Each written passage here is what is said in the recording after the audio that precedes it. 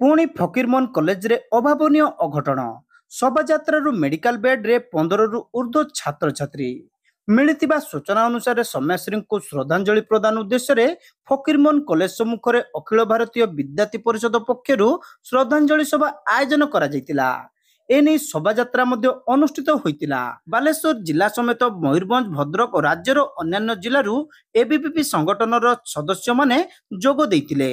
हेले शोभायात्रा समय प्राय 15 रु ऊर्ध्व छात्र छात्री हठात अचेत हो पड़ते। संगे संगे सेमानकु आंबुलांस जोगे बालेश्वर जिला मुख्य चिकित्सालय को निया जाइतिला।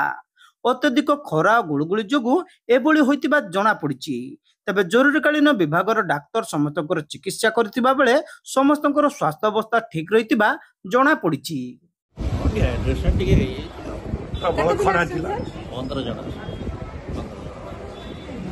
समस्त अवस्था स्थिर